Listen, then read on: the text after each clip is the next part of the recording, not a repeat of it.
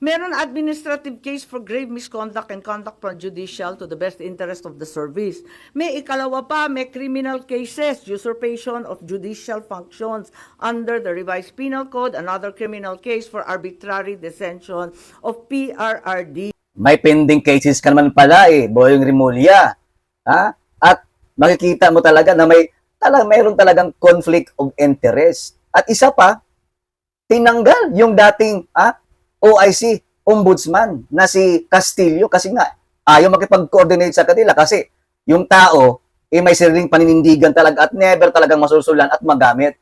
Kaya ang ipinalit itong bagong deputy OIC ng ombudsman ngayon na from Visayas, ayon kay Senator Marcos, na itong si deputy ombudsman na si Vargas. Yun mga kabayan, isang magandang umaga sa atin. Magre-react lang tayo mga kabayan, dito kay DOJ Secretary Boying Rimulya. Sumalang na sa interview ng Judicial Bar and Council para sa posisyon sa ombudsman. Sinabi na po nitong si Amy Marcos mga kabayan na hindi pa man tapos sa pagpili ng susunod na ombudsman, isinawalat na po ni Senator Marcos na si Justice Secretary Boying Rimulya umano ang itatalaga sa posisyon. Naku, grabe naman mga kabayan, At meron pong dalawang pending na kaso itong si Boy Rimulya mga kabayan.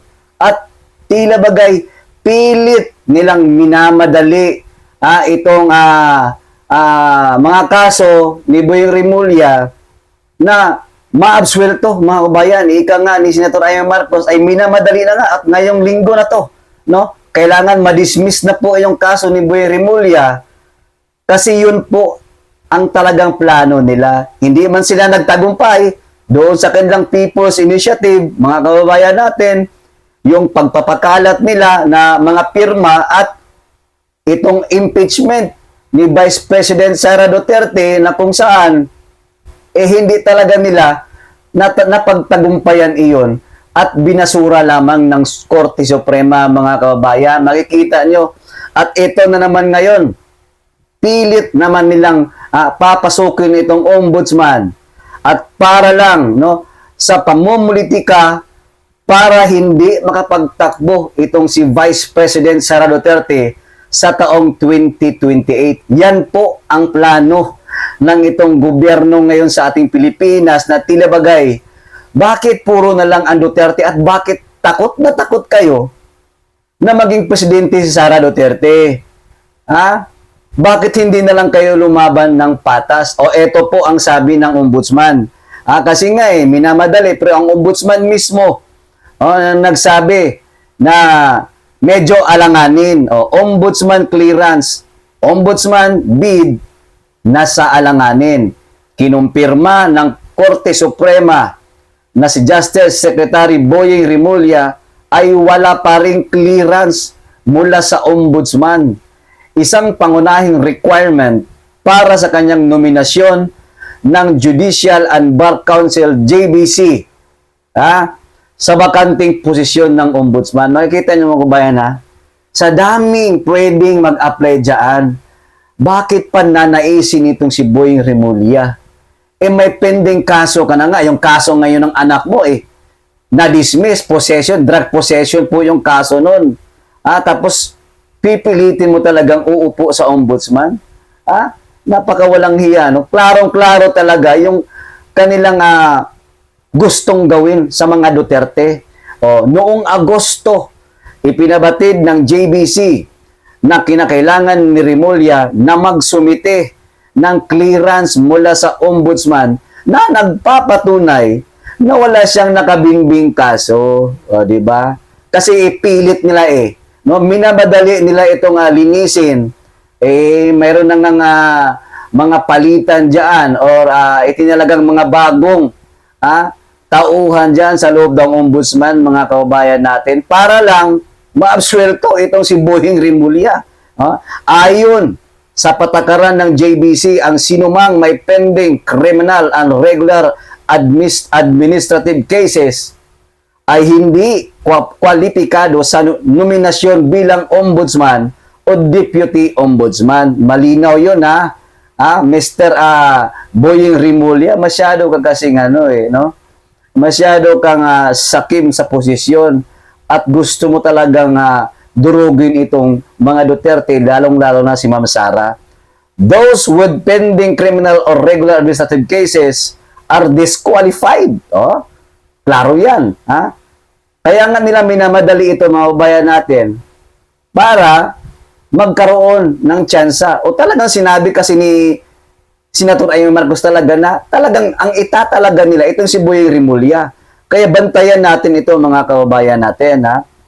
Disqualified from being nominated for appointment to any judicial post or as ombudsman or deputy ombudsman. Ang may pending criminal or regular administrative cases ay hindi kwalipikado. Period. O dito, mga bayan, panoorin po natin, itong press release nitong si Senator Amy Marcos, na kung talagang ipinaglaban po ni Senator Amy Marcos na talagang ang ginagawa ngayon nitong si Boy Rimulya ay pamumulitika. O eto po yung video, panoorin po natin, mga kababayan, dahil tayo po dapat maging mapagmatsyag kasi sa mga galawan ng kalaban ngayon ng mga Duterte sa gaya ngayon sa administrasyon natin ay hindi po makatao yan. Maraming pwedeng kwalipikado na maupo na walang kaso. Bakit itong si Boying Rimulya pa? Eto po yung video, panoorin po natin, mga kababayan. Anong sabihin, napakasimple ng mga pangyayari dyan, nagkakagulo sa ombudsman dahil hindi sila nagtagumpay sa PI, mga PI nila. Hindi rin sila umubra sa impeachment, kaya narito na tayo ngayon.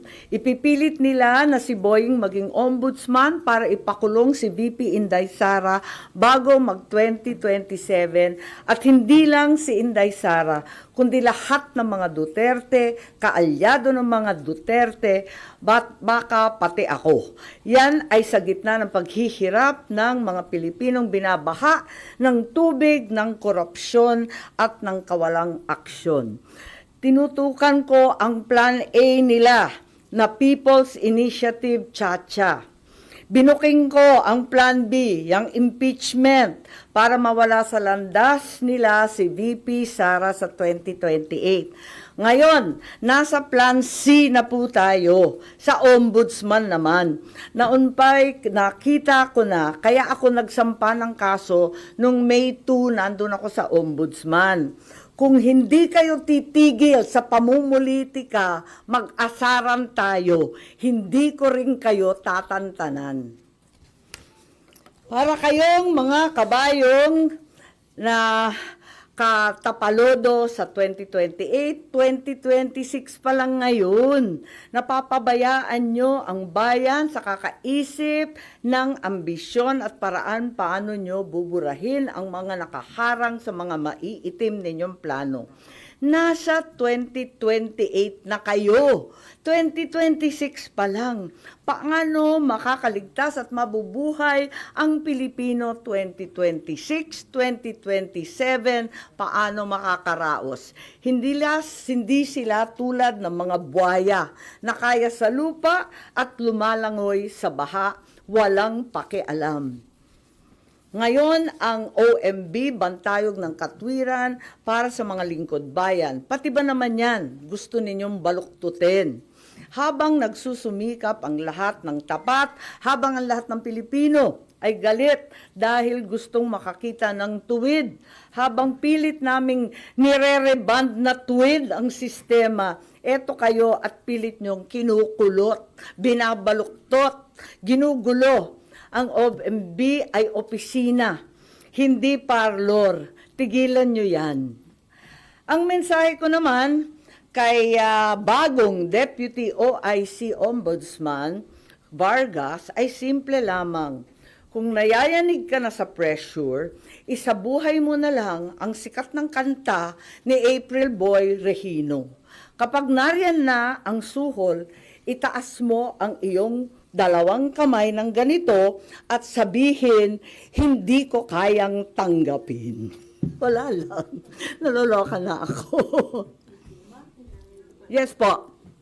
Git ninyo na plano nila na kaya ilagay si Secretary Boying Remulla sa ombudsman para ipakulong si VP Sara at mga ka-alyado niya. Ano yung suspicion o may nakuha kayo na mabigat na information na pinagbasihan nyo? Yes, marami po tayong information na talagang dito patungo ang paghalal ng isang ombudsman na kaibigan natin dati pero hindi naman natin mapagkakailay. Ang labo-labo naman ng ganon. Kaya tututulan ko po at magtiisan po tayo. Hindi natin kakayanin yan at hindi dapat mangyari yan. Dahil klaro naman hindi dapat politiko, klaro yung conflict of interest, hindi naman na maitatakwil na may kaso. So, 2 sets of cases against Secretary Boying Remulla presently pending before the Ombudsman. Kung paano siya magkakaroon ng clearance from the Ombudsman, pipilitin talaga, pinaltan na yung Deputy OIC na dati nariyan, si Deputy OIC Castillo, malamang ayaw mag-cooperate, kaya kung ano-anong paninira, nakikita natin sa online. Meron administrative case for grave misconduct and conduct prejudicial to the best interest of the service. May ikalawa pa, may criminal cases, usurpation of judicial functions under the revised penal code, another criminal case for arbitrary detention of PRRD. Ayan, so nag-file ako nung nakaraang 27 August ng position paper ad cautelam kasi marami pang pending, marami pang iniintay. Higit sa lahat, hindi pa nare-resolve yung time to file the position paper. Iintay rin kami yung mga respondent. Panay ang extension of time to file, wala pa, hindi pa pinipila, tapos yung counter affidavit pa. And then Marbil, si General Marbil, may motion to withdraw pa his rejoinder affidavit. So ang dami pang nakatenga, dapat talaga, pasok na yan sa preliminary investigation. Di naman nila pwedeng i-dismiss kasi umandar na yung kaso Meron pa akong motion for clarificatory hearing. Meron pa akong motion for supplemental position paper. Kaya, ayun, nung nag-file ako nung 27 August, yung sumunod na araw, wala, tinanggal na si OIC Ombudsman Marie Flor Punsalan Castillo. Bigla-bigla ang pinasok yung Deputy Ombudsman sa Visayas, si Dante Vargas naman. Ang daing naririnig, ang daming haka-haka, ang daming pinapakita na sinisiraan na nga si OIC Ombudsman Castillo na dati-rati wala naman tayong naririnig tungkol dyan. Kung ano-anong district engineer flood zone control, talaga naman nasa uso bigla. Ang totoo, ang balita, ang pagkakilala kay Justice Punsalan Castillo, hindi daw yan napapagsabihan kasi very independent-minded at very legalista. Kaya hindi talaga nauuto, hindi talaga nasusuhulan, yun na nga. Tapos may issue pa na yung bagong OIC Ombudsman Vargas, ang asawa daw, kaklase daw ni Secretary Boying sa UP Law. Therefore, there's extremely heavy pressure to dismiss the case against Boying. At eto nga, na itong kaso ay madidismiss ngayong linggo. Bakit i-dismiss yan? Yan ang tanong ko. At ang balita, immediately executory ang ilalabas. It's also alleged that even though the time for filing of the motion for reconsideration has not lapsed, the OIC will nonetheless issue an ombudsman clearance para tuloy-tuloy ang pag-appoint kay Boying. It's very bothersome if the cases will be dismissed days after the position papers were filed. Kulang pa yung response galing sa mga respondent. Marami pang pending incident. I-dismiss. Ang dami pang nakatenga. Hindi ba nakakaduda yan? There is a very ominous reason, clearly, for Secretary Boying to become the next ombudsman. It's the new phase in the effort to get rid of VP Sara before 2028. And since the PI failed, the impeachment failed, therefore the third attempt is lawfare at its very worst. Imprison Inday Sara all the Duterte allies, including myself, perhaps, to be harassed by cases with the new ombudsman. Plunder will be the name of the game, no bail, and imprisonment until 2028. I will be very, very surprised kung aabot si VP Sara na malaya kapag naupo itong uri ng ombudsman. Kaya ako, magfa-file ako ng opposition, pati sa JBC, dahil klarong-klaro yung conflict of interest, tapos magiging magulo. Kapag itong mga kaso sa PRRD arrest will be rendered ineffective. Halimbawa, if the OIC Ombudsman caves to pressure, dismisses na nga the cases, pati yung MR i-dismiss, mapupunta sa CA, sa Supreme Court, paano yan? Kahit i-reverse ng CA or Supreme Court yung OIC Ombudsman, orders the dismissal from service, declares he's perpetually disqualified. Paano ma-enforce yung desisyon na yan kung si Secretary Boying ay nakaupo ng ombudsman? He can only be removed by impeachment.